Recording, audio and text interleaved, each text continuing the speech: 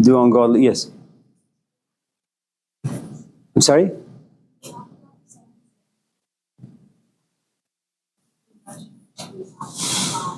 Yeah.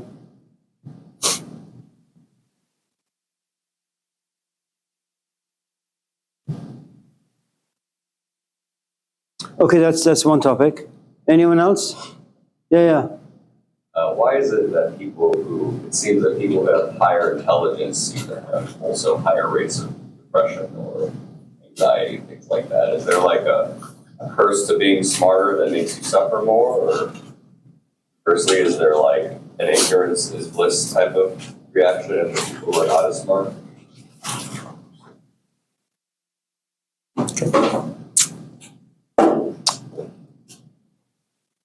I'm sorry. Oh, yes, yes, yes. Your question, yes.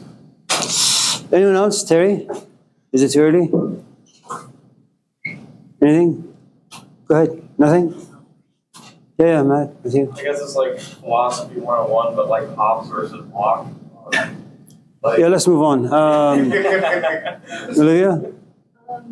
Forgive me, Matthew. Yeah. Why is like racism still a problem? Racism is still a problem? That's a fun thing to talk about.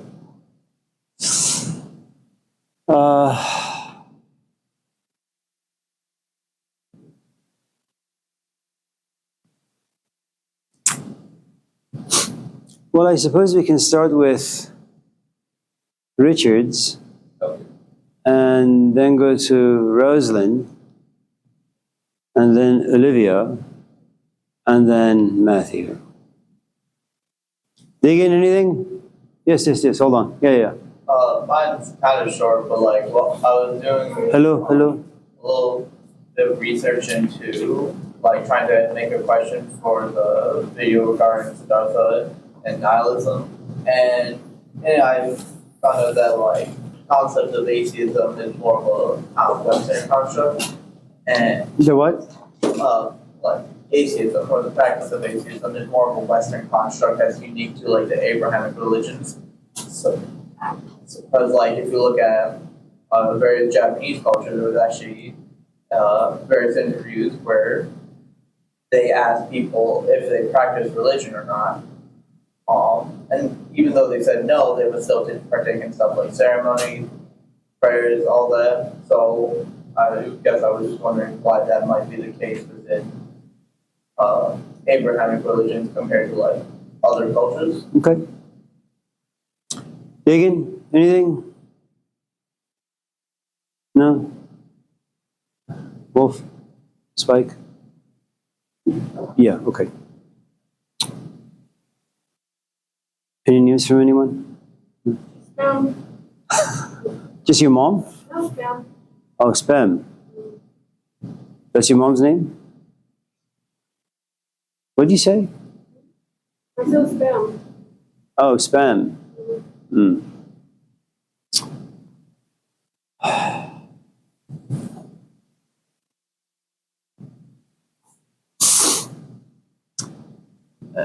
There is this poet that we have, his name is Hafiz, and I think we may have talked about him very, very, very briefly.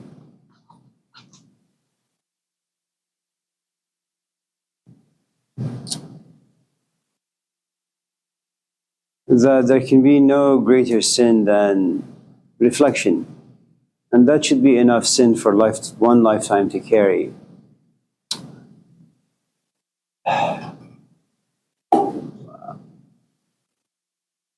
Let me change the word intelligence with reflection. I think that's more appropriate. And let's connect the art of reflection to Casera's issue, which she's right now very happy about.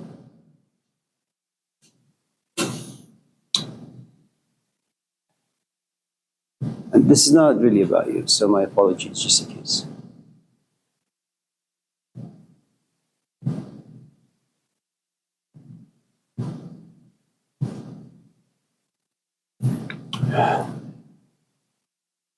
Well, maybe I can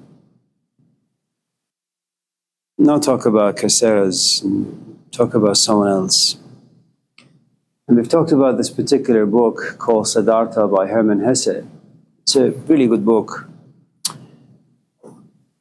So, what do you have about this kid? So, what we're talking about really is about reflection versus reaction. What usually happens in life, we react, and it's a good thing in some ways. It's a good thing because you go to a gathering of sorts and you see someone way in the back, and you say, she looks attractive. I'm not going to say he because I'm a heterosexual, so you say, she's very attractive. There is no reflection involved. Your body has the sufficient amount of wisdom to tell you, And then, very cunningly and politically, you find ways to move towards her, and you do, and you say hello. But you make sure that you don't follow the path of John Fire Lame Deer, who's a Native American philosopher, who says, you shouldn't wear any deodorant, you shouldn't wear any cologne or perfume, you should just have your natural odor, which is kind of repulsive, for me at least, for us modern people. So you begin to kind of smell your armpits and all that. Then should she have a nice tone of voice and nice fair skin? If she speaks the language relatively well, you become more attracted, If you're going out with someone who says croissant, it's okay. But if they say croissant, it's,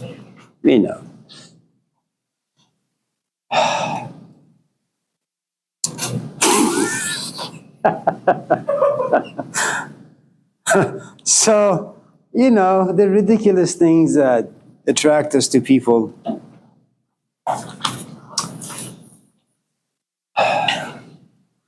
And it's really like being in the Garden of Eden. You haven't yet been expelled.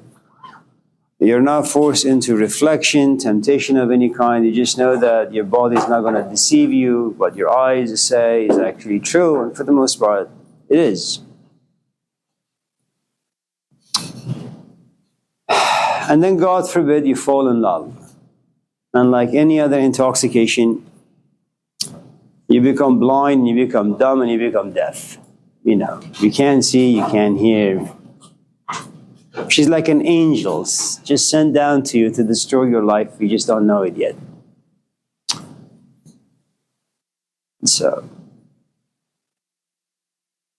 And then there comes a point that it's been good so far.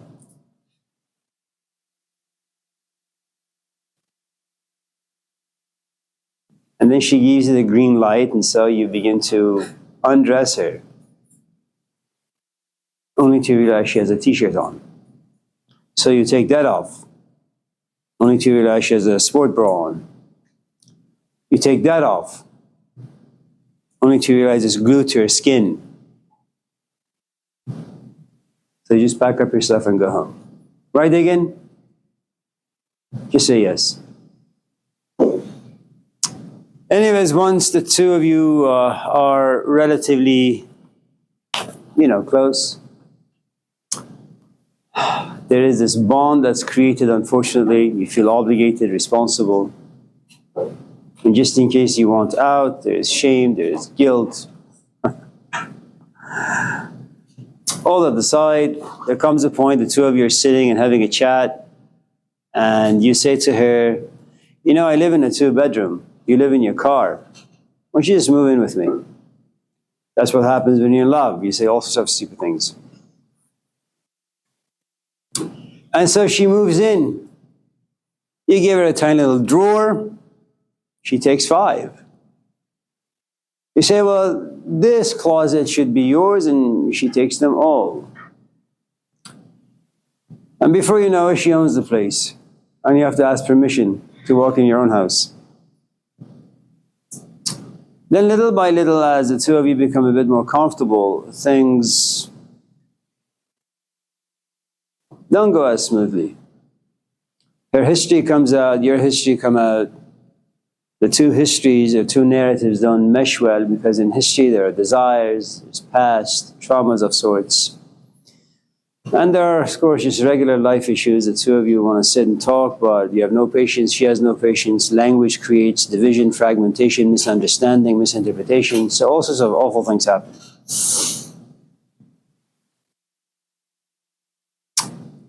And then there comes a point where you go home and you realize you don't really want to stay there. And then you begin to think, reflect.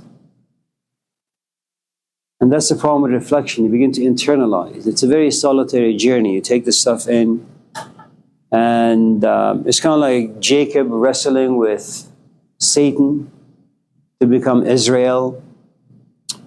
So you take the experience that pushed the reflection upon you, and you have to wrestle with it quietly on your own. And sometimes it's really, really, really, really difficult. And sometimes you want to come out and share, but there's no one to share with, so you become even more alone. Now, she has no idea what she's done or he has done. The sort of language he or she uses, the sort of mess they've created around the house, the sort of things you're dealing with, but they don't really seem interested, so they remain with you and you alone. And you're pushed into the world of reflection. She gets up in a good mood, she says, "Hi, how are you, honey?"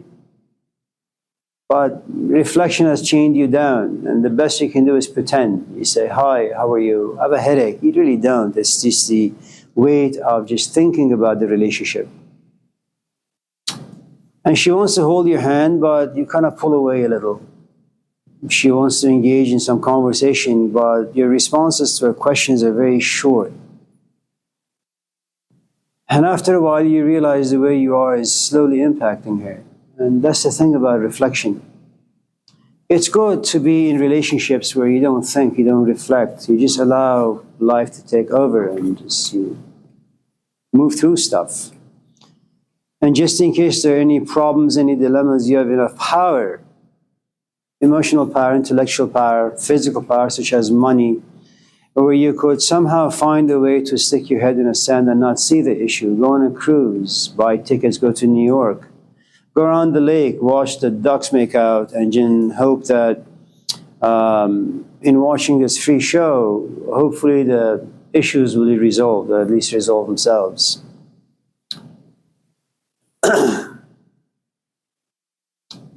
You can either think about your own issues, which it's a very small life, but because it's your own issues and you're at the very center, it's something we'll talk about in a few minutes in regards to Rosalind questions, which is the 7 deadly sins.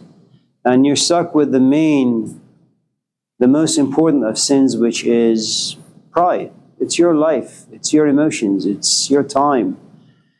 And someone else is ruining it. So you can't really think about what's happening in Palestine. You can't think about the homeless folks in Oakland. It's your life, it's impacting you.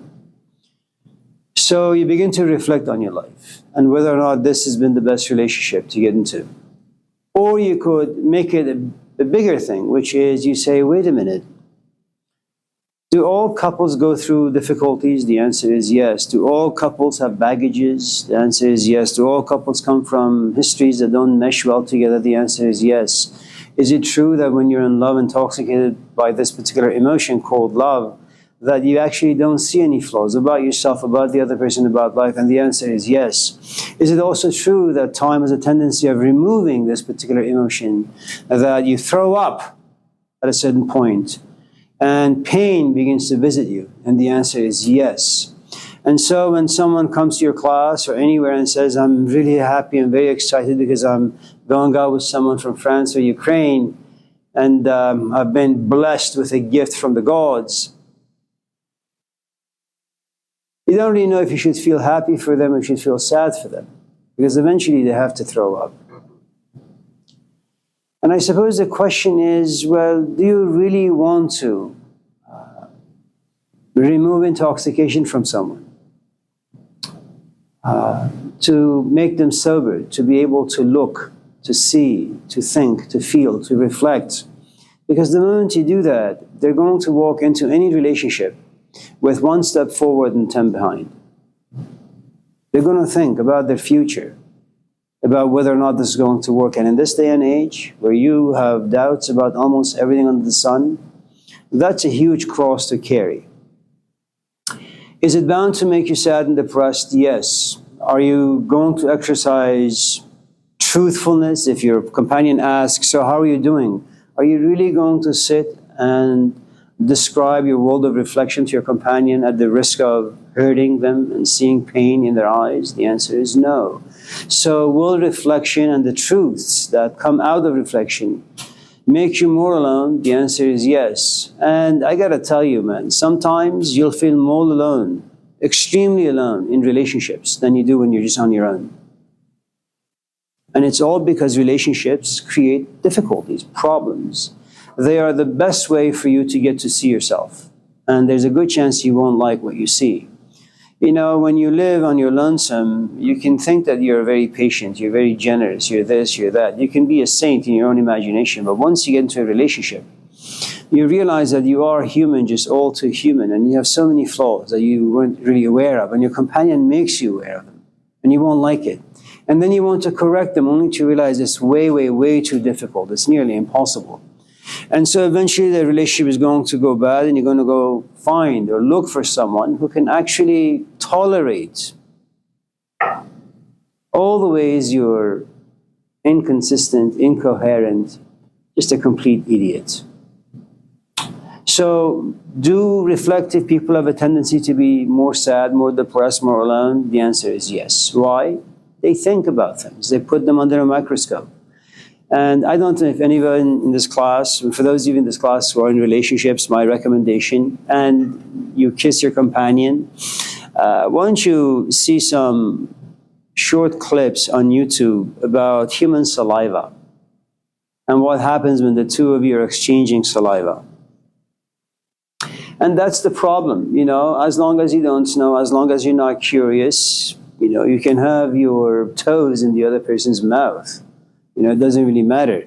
But once you put things under a microscope and you begin to kind of examine and see, you realize that the more information you have, the less you're able to actually interact.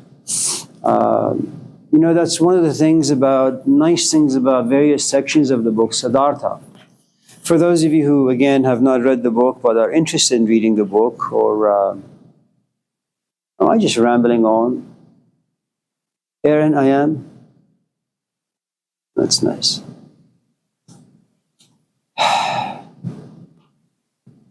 Anyways, good luck to you all.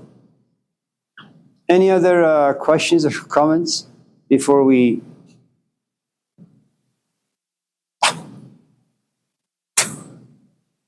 All right.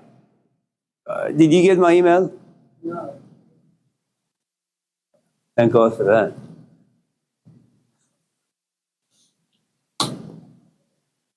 So, for those of you who came in late, Rosalind asked, it's Rosalind. Rosalind. Rosalind. What did I say? So Rosemary. What'd she say? Rosemary. What's wrong with you?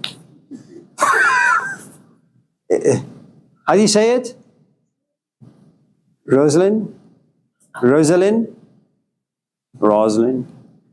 Rosalind. Rose? I'm sorry. Lynn? All right, Rosalind. What? What did I say? You know, there are just certain names I can't get. Like Matthew.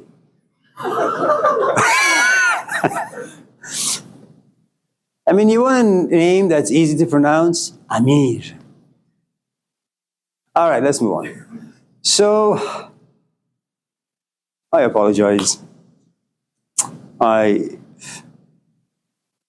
Anyways, so let's connect the first of the 7 deadly sins to the first 2 commandments in the New Testament, in the Old Testament. Commandment, or number 1, you should only worship Yahweh.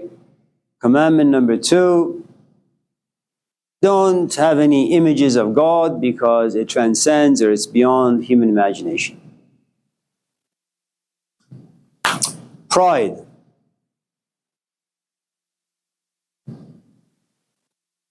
I love myself. I wake up at 4 in the morning, go to my office and write because I think I have good things to write about. If that's not worshiping the way you think about life, and then you want to write it down, I don't know what else it is. Graven image.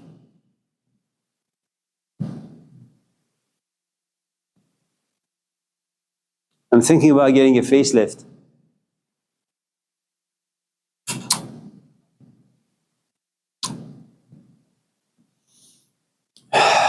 I don't know how the first two commandments are even humanly possible. I don't know what idiot put them down on tablets. If it's God, he's completely ridiculous. If it's Moses, he's an idiot.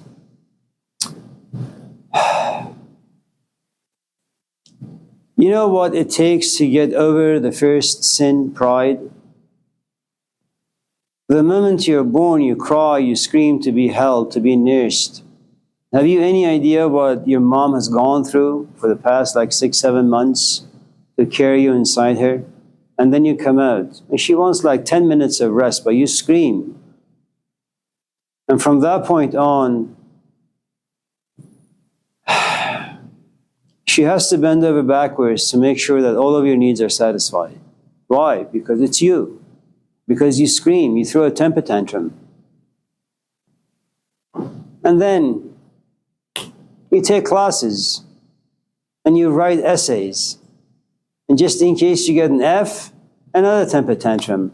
Can I come see in your office, please? For what?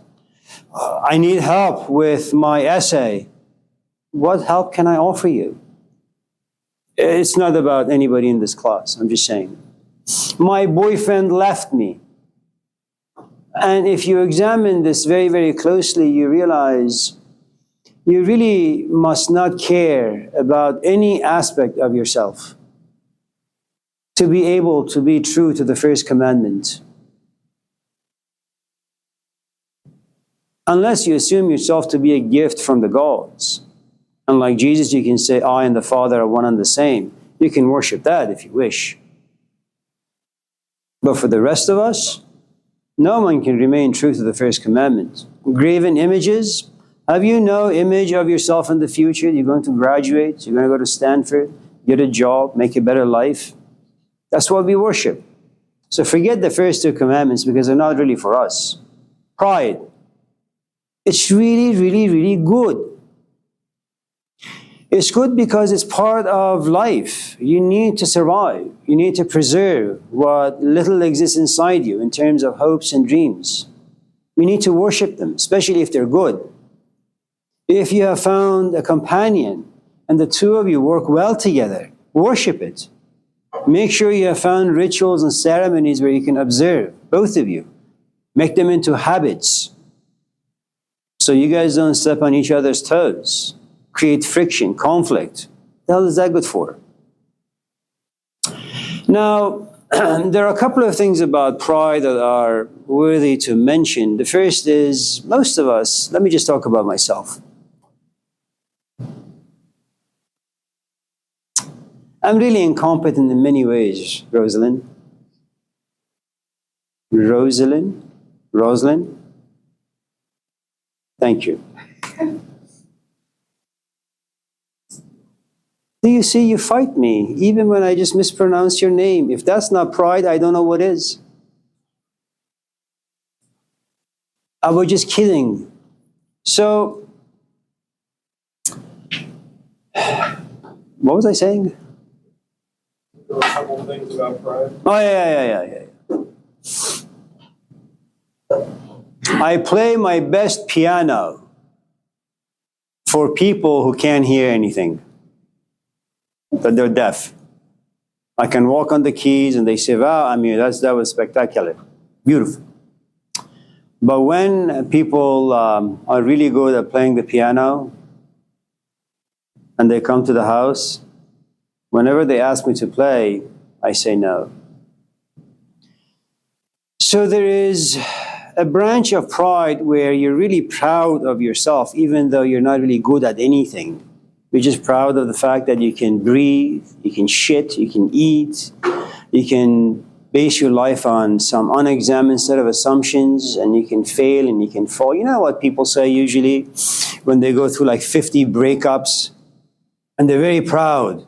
Well, maybe God wants me to learn something. Yeah, that you're a piece of shit. How's that going to make you feel?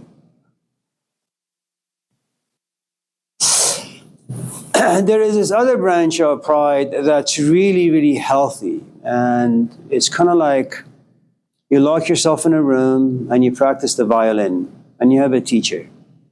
And you want to have a very intimate relationship with violin. And so you practice and practice and practice. And when someone asks you to play, you say, no.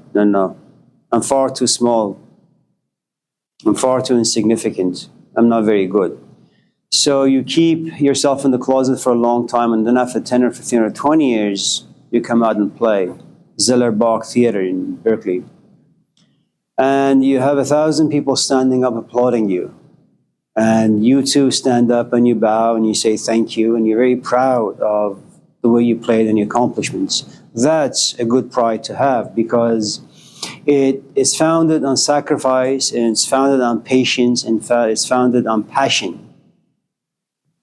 So what you encounter, at least in regards to the first sin, pride, is that most of us are not good at anything, and yet we're very proud. You can just brush those people aside. They're trash.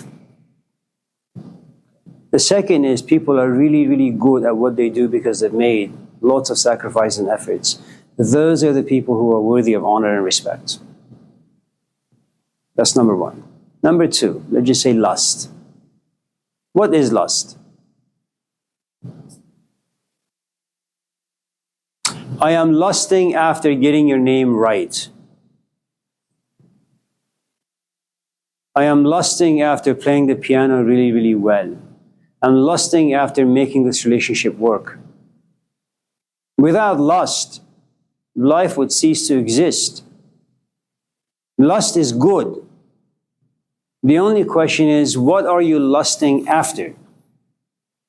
If I am married and I'm lusting after you, well, that could be negative.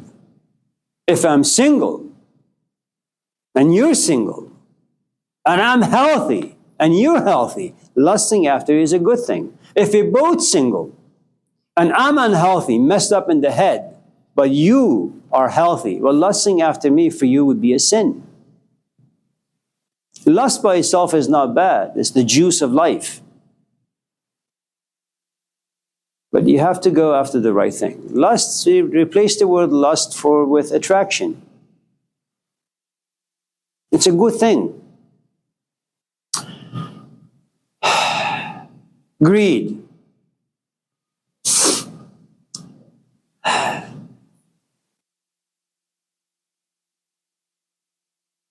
You know, I look at something, the first sin, pride, I look at something and I say, I am lusty after it. If that's the way you say it. Lustful, lusty, lusterious, right? You lust after it. Well, when you lust after something, eventually you hopefully get it. And if it's pleasant, well, what is it that human beings do? You want more of it. Greed is a good thing. Because you're saying, life gave me something, it was attractive, I pursued it, I have it, it tasted beautiful, I want more of it. The other thing about greed is, do your parents have an extra fridge in the garage? Maybe in one of the bedrooms? Well, I have like 5 extra fridges. And there is a reason. You know, for the past many, many million years of being down here, what human beings have discovered, and perhaps it's in all of our DNAs, is that life is frightening, life is dangerous. At any time, life could rob everything that you have. It's not a bad thing for you to have like an extra stuff here and there. So just in case you come home and your house is empty, you have a savings account. Greed is about future. Greed is about the continuation of pleasure, of something you lusted after, and it felt good. The problem, however, with greed, like all the other kinds of sins, is that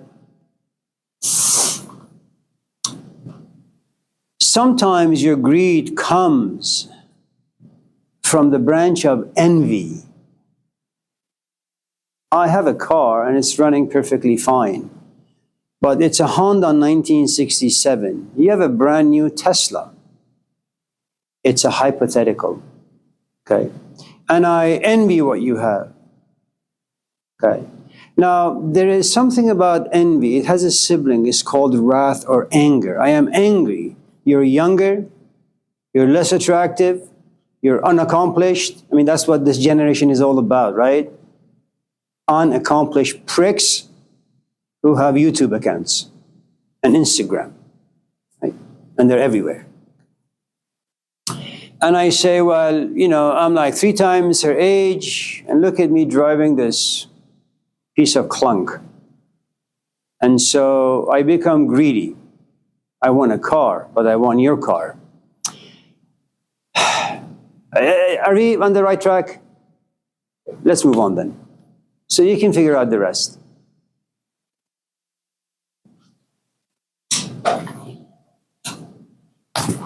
Any other questions or comments before we move on with the sins? Aaron? What was the question? Yeah. It was about why racism is still. Oh, racism. Forgive me, I just need a break from the sins. Let me cleanse myself a little.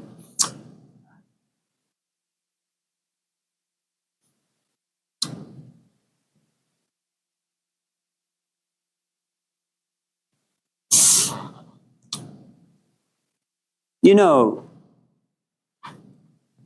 we used to have Persian gatherings.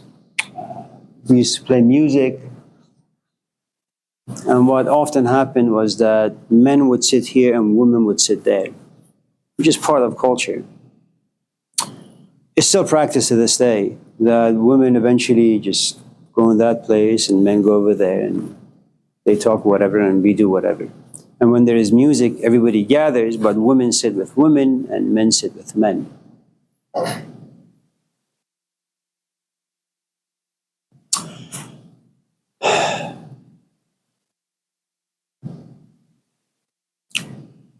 It took the culture a long time to come to realize, perhaps, that the sort of temptations that could arise out of the two genders, both being in relationships and yet sitting next to strangers, talking, laughing, gazing into each other's eyes, the birth of various emotions that could tempt you into doing things, feeling things.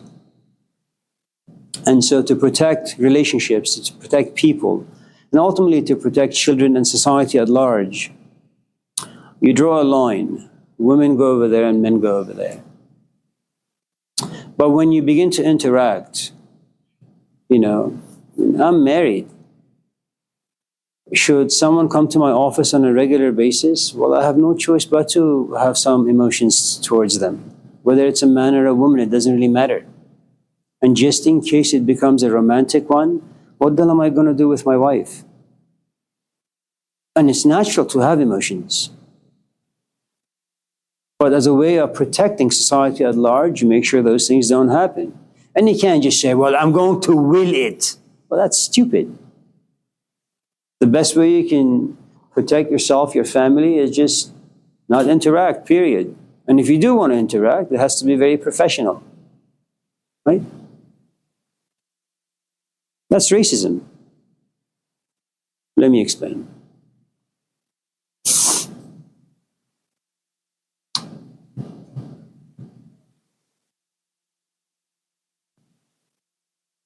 In the world of anthropology some years ago, there came out this philosophy that the entire human race is going to be divided into 3 categories. At the very top, you have the K people, Caucasoids, i.e. whites. Now, the more power you have in life, you can give definitions to words. But what does it mean to be white? Well, it means that when you read Genesis, when God creates Adam, it's a white Adam. When God creates Eve, it's a white Eve. You know, if you have only bows and arrows, but the other people have guns, what's bows and arrows going to do? Eventually, you have no choice but to say, yes, you're right. When God created Adam and Eve, they were both white. Okay. Now, the Caucasoid category of people consider themselves to be the most civilized, a gift from God. And they said, you know what? Below us, way, way below us, is another group of people we call Mongoloids, people like me.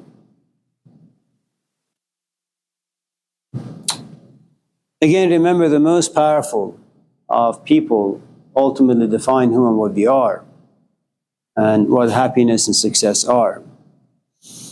And so Mongoloids were people like me. We are not civilized. We are barbarians, and we are waiting to be graced, blessed by the philosophy of Caucasoids.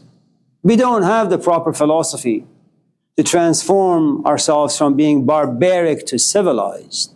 We have to wait for the white community to come down, see us as half humans, and then slowly topple our government and replace ours with theirs. And eventually tell us Buddhism is bad, Shintoism is bad, this is bad, that's bad. If you want to be civilized, just become a Christian. Your music is bad. If you really want to taste civilization, well, Britney Spears. Okay. Below the Mongoloids, below me, is another category we call Negroids. Black people. And they're not barbaric, they're just savages. Now, before a savage can become civilized, they have to first become Mongoloids. They have to kind of elevate a little to just become barbaric. They're no longer a savage. Once they've been morphed into barbarism, then maybe they can be educated into becoming civilized. Now, what do the civilized folks do way on the top? They come down, define everything for us. I, as a Mongoloid, can't act like a Mongoloid because I no longer know what it is. All I know is that the Caucasoid philosophy, the white philosophy, doesn't really work well for me, but that's the only philosophy I have. But all those things aside, that was a little snippet of anthropology for you.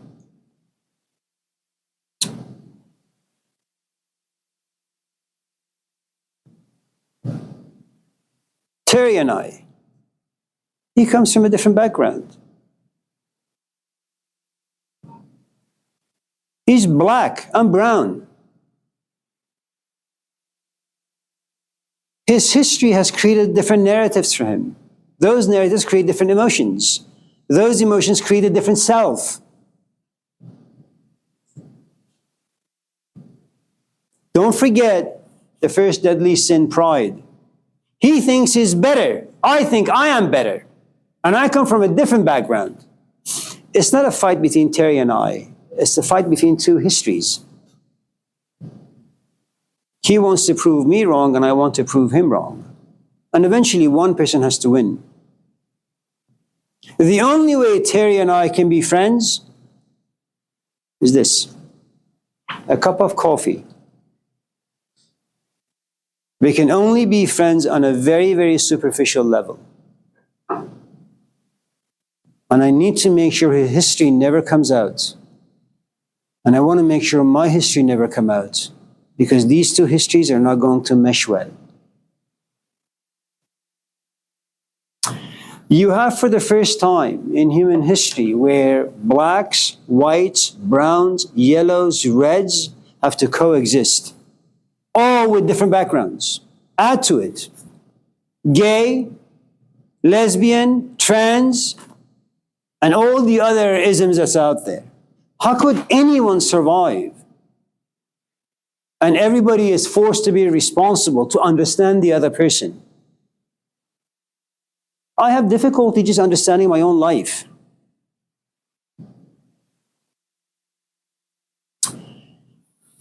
Now,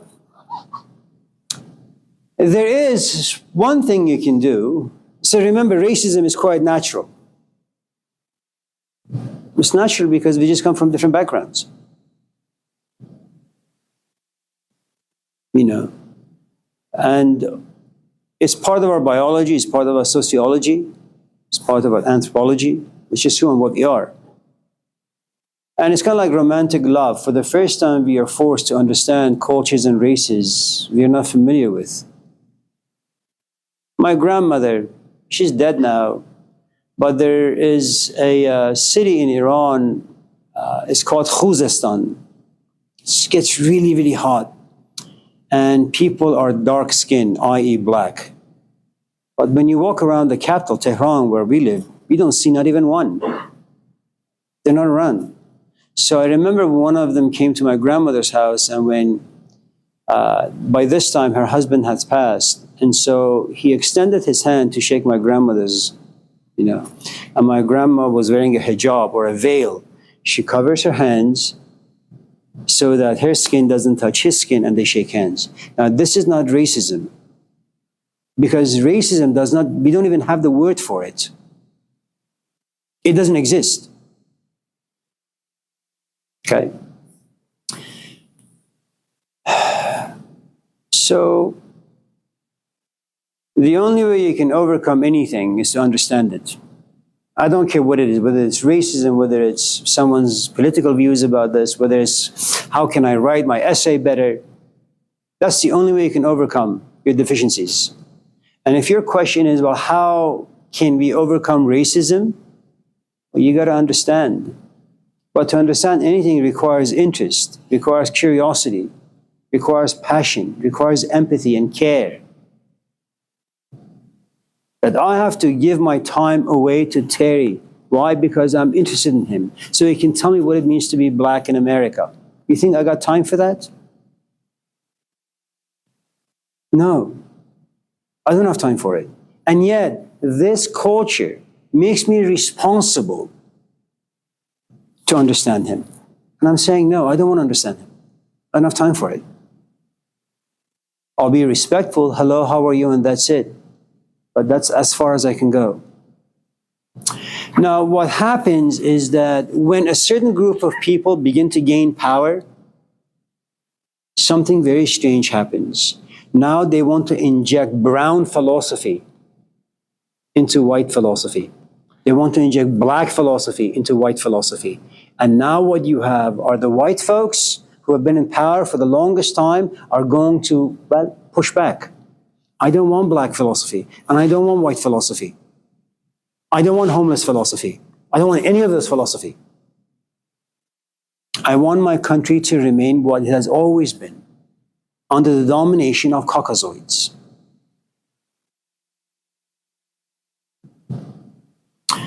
So, is it possible to overcome all of this? Yeah, it is possible, but not for us, not right now, not anytime soon. In some ways, you're very, very, very, very lucky because you were born at a time where integration is just part of life. But even that, as long as it remains on the surface. It's like any other relationship, man. People have a lot of crap inside them. The more you get to know them, the less you like them.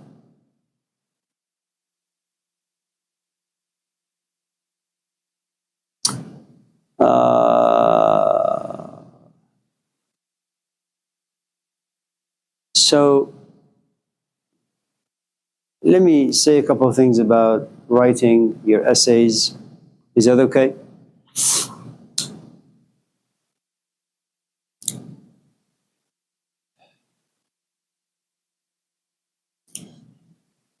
Writing really is like playing the piano.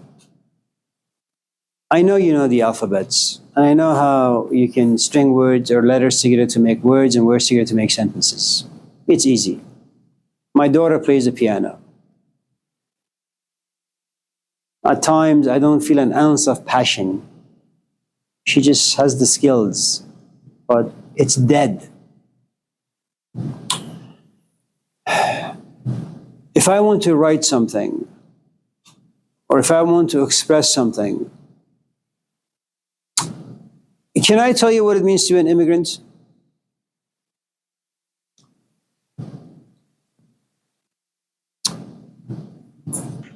I was put on a plane at the age of 11 without my parents. I was sent off to some forsaken place called India.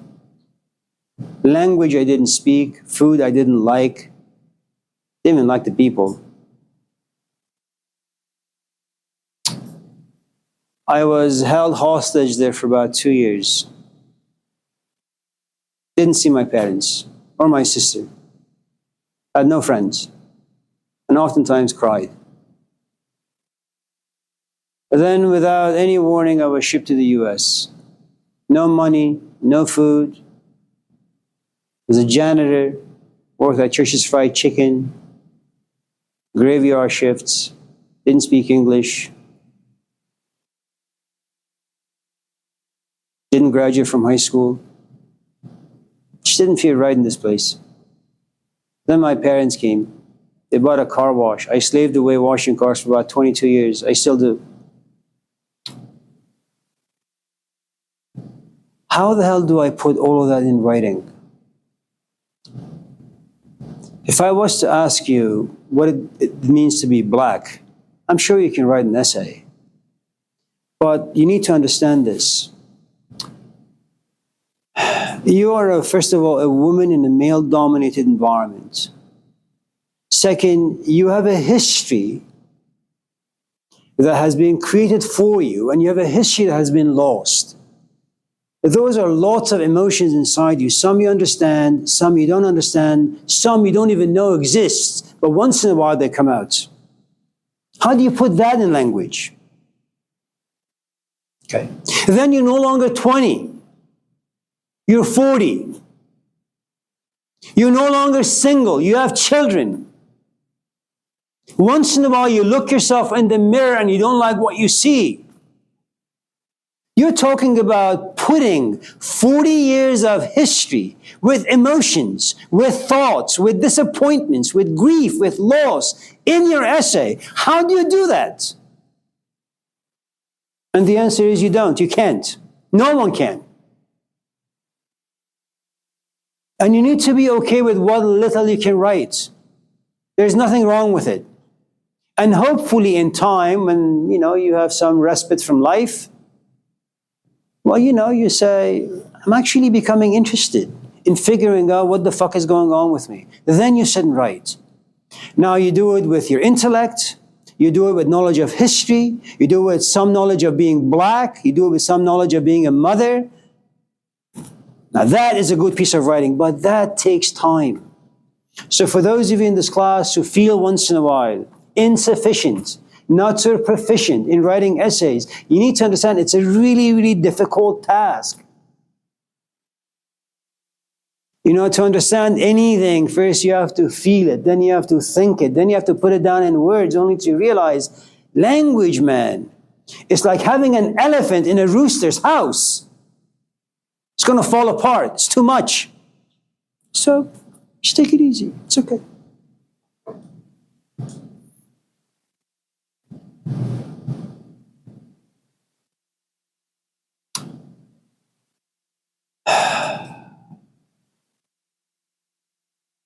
Aaron. I think it's necessary for teachers To grade? to praise. Praise? Yeah, like, not in terms of like school. Like a bait? Oh, Aaron, I like you. And that will keep you from dropping the class? Or, Aaron, I like the cup of coffee you bring me every Tuesday and Thursday.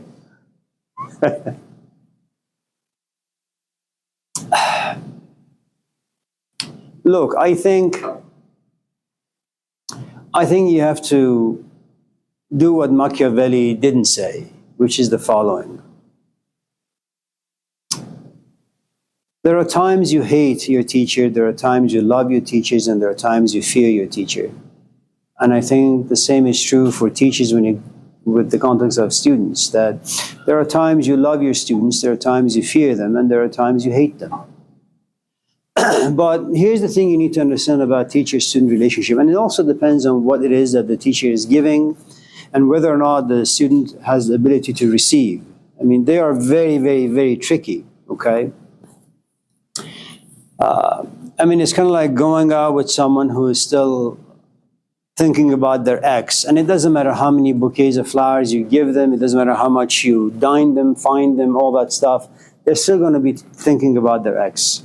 So they're not going to be 100% devoted to you, okay? So a good amount of it really has to do with timing. Now,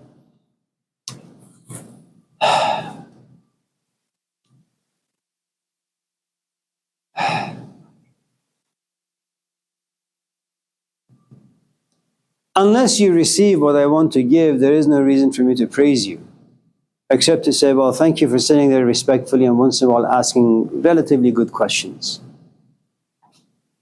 But I don't really know how well you're going to receive the information. How are you going to process them? And given the fact that I have no choice but to express myself through language, and knowing what little I know about language and how difficult it is to convey certain experiences, I have no choice but to come to the conclusion that there is a good chance you're going to misinterpret and define things in all the wrong ways and get to the wrong conclusions.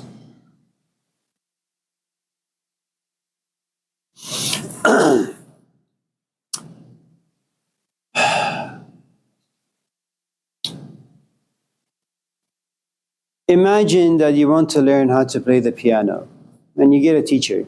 The teacher knows you don't know.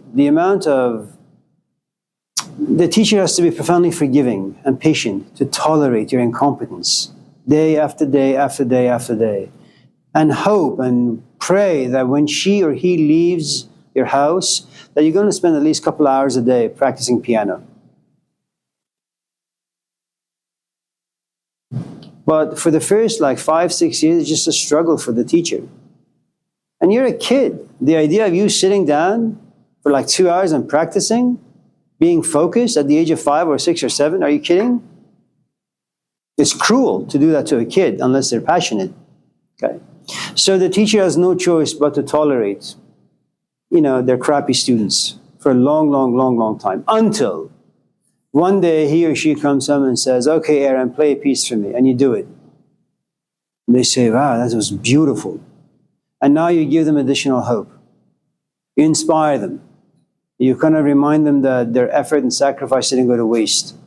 And there comes a point to any good teacher, they don't really care how much money you give them. They're in the business of transmitting their art. And if you're just a bad container for it, they get really, really sad and disappointed. So it's good to once in a while praise students as just a form of inspiration, but I don't think they really mean it. And what can a teacher really say? Aaron, this is a shitty essay. Say, well, it's a good start, but maybe you can add A, B, C, D. Is it Harvey? Wolf? Spike? Dagan? How do you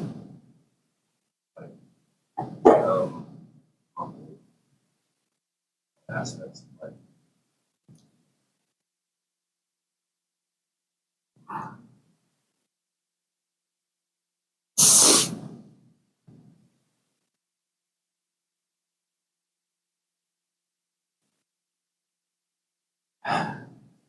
So the antidote to the first of the 7 deadly sins, pride, is humility. And your question is, well, how do you overcome pride in order to become humble? So imagine I'm a relatively good piano player or pianist, and without me knowing, that you've also played the piano. I've been playing for 10 years, you've been playing for 20 years. And, you come to the house and you look at oh, you guys have a piano? Yeah. Amir, do you know how to play? Of course I know how to play. Are you kidding? So I sit and play. And I look at you and say, well, what do you think?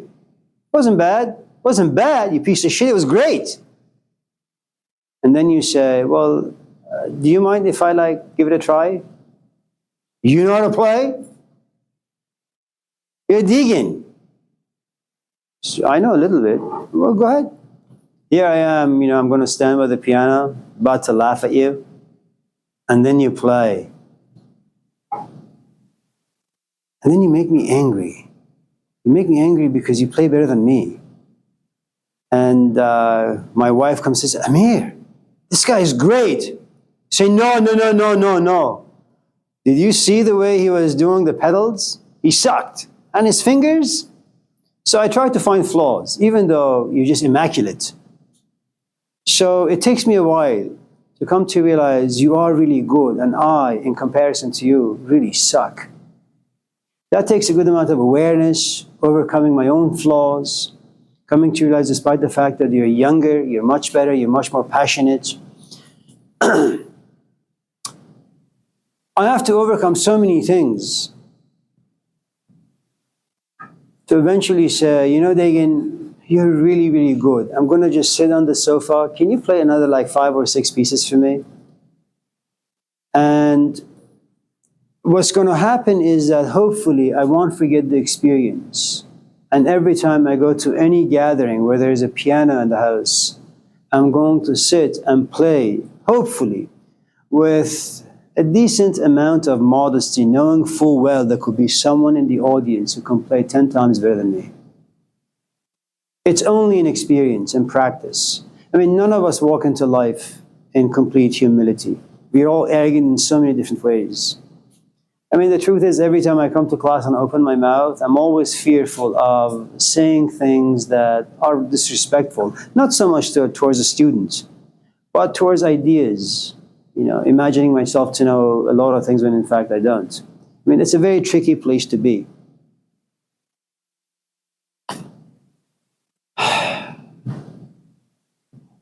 I think you have to wait till you're about 70 or 80 or 90.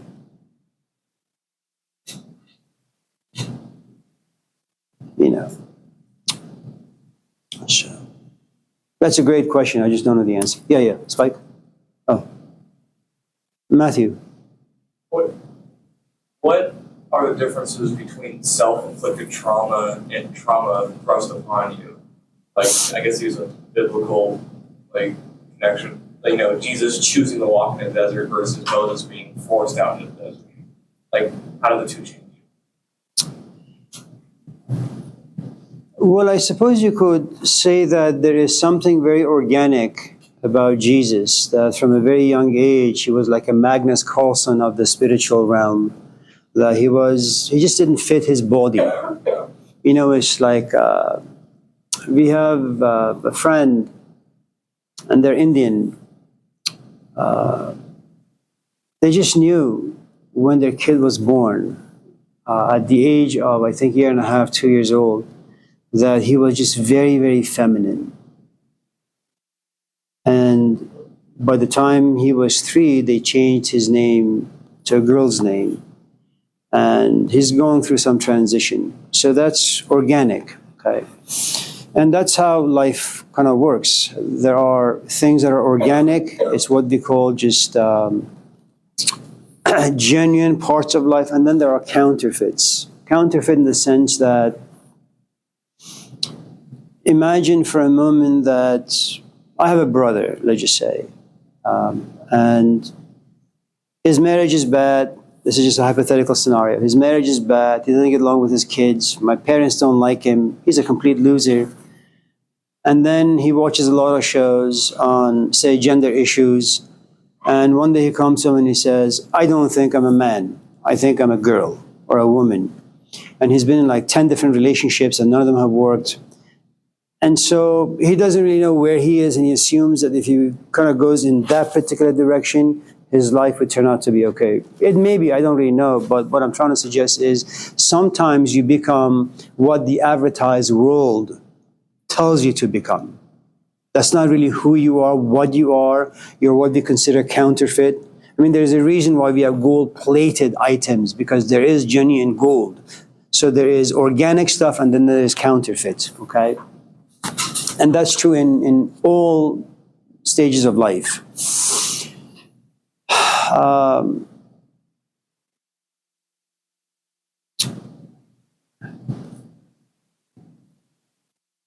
So you have someone like Jesus who is quite organic in the sense that he just knew from the very beginning, I suppose, at the age of 10 or 11. I mean, if you read the Gospel of Luke, his parents lose him for a couple of minutes and they're worried. They find him in the temple and they go to him and say, "Man, what the hell is wrong with you? What's wrong with you guys? You should have known I'm going to be in my father's house." I mean, that's a really traumatic thing to hear from your son, for Joseph. But here's your father, biological father, and he says, "You're not my father, I'm in my father's house." Okay, so that's being somewhat natural organic. Then you have someone like Moses. Okay, Moses is a kind of a lost soul like the rest of us in this class, who has the images and the dreams and the hopes of Pharaoh, the advertised world, the world of Caesar. Walks around, thinks himself to be a king, is filled with lust and greed and all that stuff.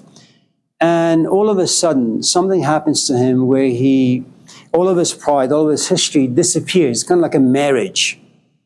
You know, you have a brand new information or you have an awakening moment. And they act like a vacuum, or like they act like an earthquake. But this particular earthquake is one of psychological. Everything about your past disappears and you question it relentlessly. And you don't like your past. And you don't like how your past has advertised in the sense that you have now a self. And this self is about your past. Okay? But all of a sudden something happens where you say, "I don't like this self and I don't like this past. And I want to create a different self, but I don't really know what that self is."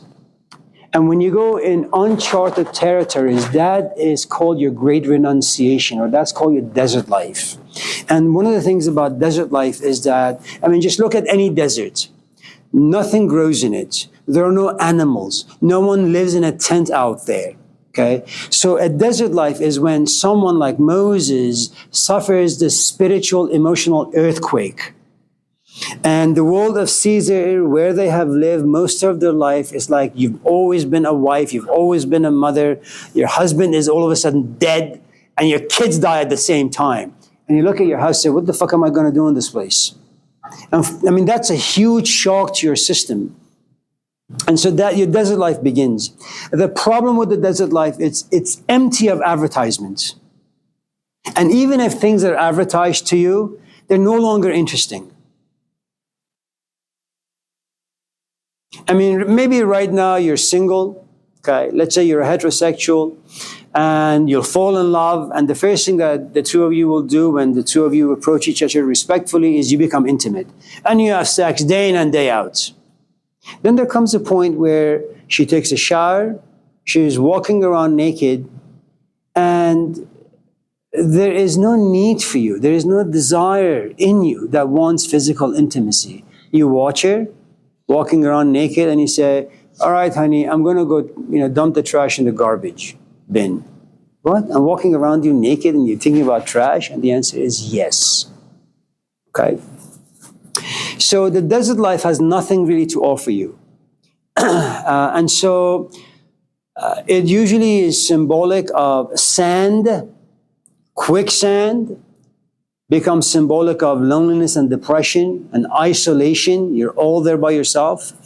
Then you also have another symbol, which is the sun. It's scorching, it's relentless, that you're always occupied with the thoughts of who and what I am, and there are no answers, and you're waiting for a breakthrough. The breakthrough, and remember, if you look at the life of Moses, he gets married, he finds someone in the desert, he becomes a shepherd, but the quest that is born inside him, which is,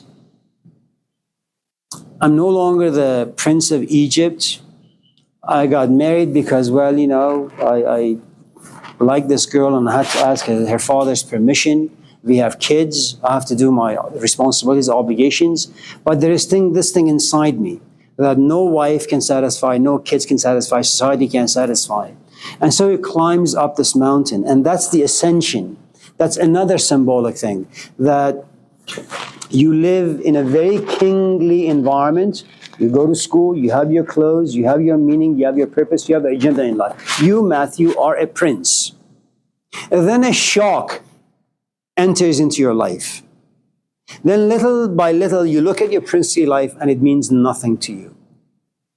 Now, then you enter the desert life. If, again, that shock is protected and you don't kind of retreat back into the world to find some distraction, okay? In that desert life, you live at the bottom. You live amongst the sheep, the scorpions, the reptiles, the cruelest, the vicious of animals, okay? And the sun is never going to leave you. You have no sleep, you have no rest, okay? And even if you have friends around you, you always feel from the inside that everything that you're touching is meaningless. That's what you are. That's what you do. Reflection, isolation, okay? Then there comes a point where you kind of find yourself down here and you've grown accustomed to reflection, to depression, to loneliness in a very dignified, mature way. Then all of a sudden from nowhere appears this other desire, that there are things you're beginning to see. And that becomes symbolic of your ascension to the top of the hill. How far you get, and whether you actually see the sun or you just see lights, how intense, who the hell knows? And that ultimately kind of becomes symbolic of your rebirth. And then you come back down. That becomes your return stage. The only problem with the return stage is that when you go into the desert life, you realize there are things inside you that you can't share with anyone. Not your husband, not your wife, not your kids, not your friends. And there comes a point where you don't even pray, because you say to yourself, if there is a God and if he sees what lives inside me, I don't need to express myself. God just knows.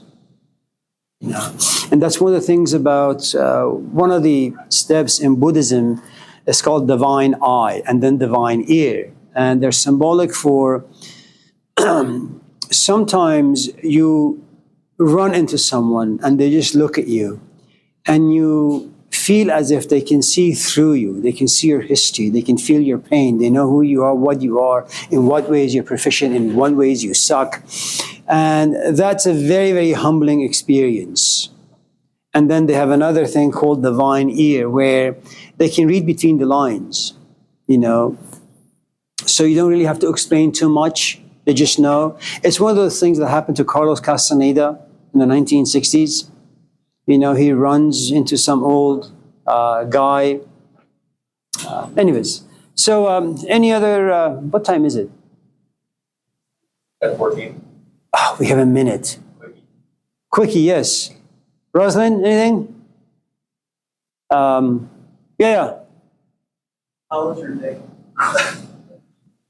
Well, it started out bad, and it's getting worse. Yeah. Terry? Yeah. Will you write something on the board for us? Write what? Oh, my handwriting is so bad. I should have been a doctor. How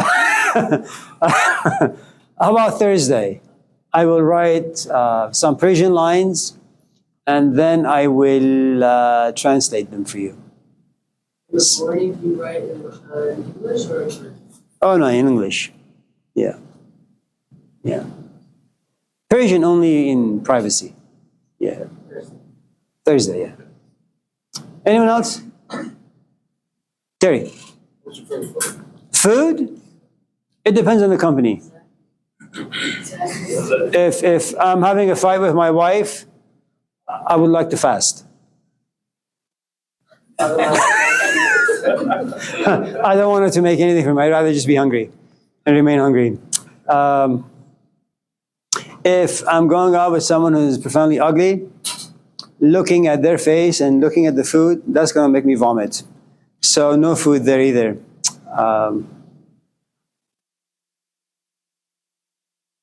Yeah, deep dish pizza. Yeah. But man, after this heart surgery, I can't eat anything. Broccoli and carrots and hummus. Yuck. Dig in anything? You sure? Saloni qabla an tafqadoni.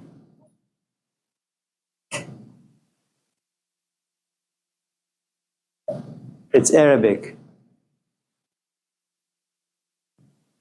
Really foul language. I'm just kidding. It says, speak to me before you lose me. That's what my wife says to me before I leave the house at 3. Saloni qabla an tafqadoni. I say, bye. And I run out. Well,